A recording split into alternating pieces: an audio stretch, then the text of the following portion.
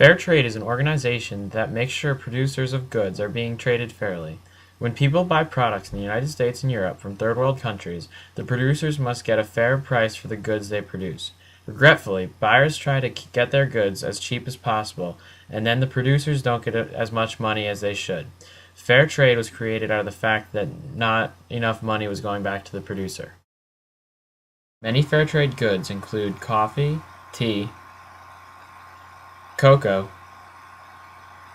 bananas, avocados, cotton, nuts, and virtually anything that can be harvested.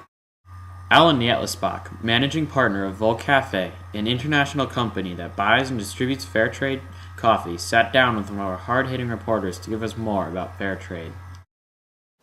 We buy green coffee from, let's say, Colombia or Guatemala or any country that produces coffee, bring it into the US and then sell it to roasters, who then roast it and then sell it to you when you go to a Starbucks or to a Dunkin' Donuts. The whole system depends on honesty. So if a fair trade co-op organizes, and is then managed by 2 or 3 people, if those 2 or 3 people are not honest about what they do and they take some of the money away and the producers don't get it, that can be a big issue. A lot of companies were, I don't want to say forced, but they were really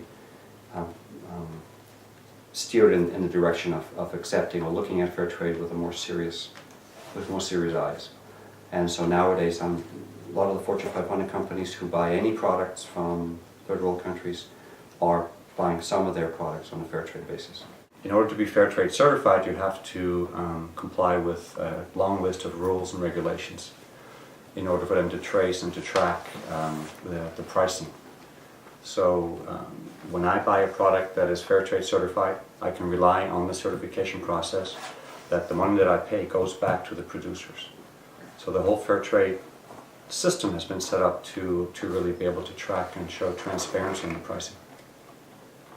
So when a fair trade cooperative organizes and gets certified fair trade, they guarantee their members a much higher price for their product.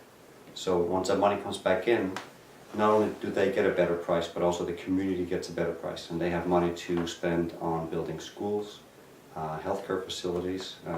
They can educate their children, they can market their product, and they can continue to improve their product and their options for the future as well.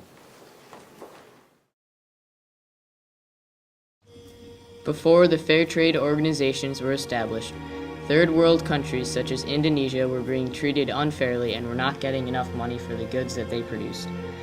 Fair trade was created starting in Germany and then continuing to other countries such as America, based on unfairly treated producers. This young Indonesian worker, Cahaya, chops wheat for 13 hours a day, from 7 in the morning till 6 in the evening.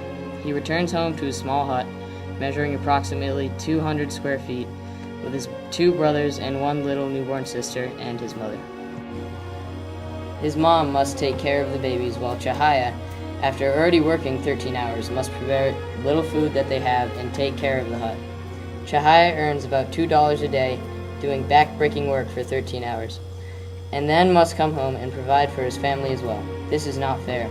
The companies that hired Cahaya is not a certified company protected by fair trade, so he is not getting the amount of profit that he should. Only you can help Cahaya. Please, help save Cahaya and his family by taking part in fair trade.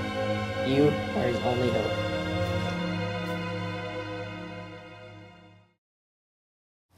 When buying products, always be on the lookout for these fair trade certified logos to ensure that the producers are always being treated fairly.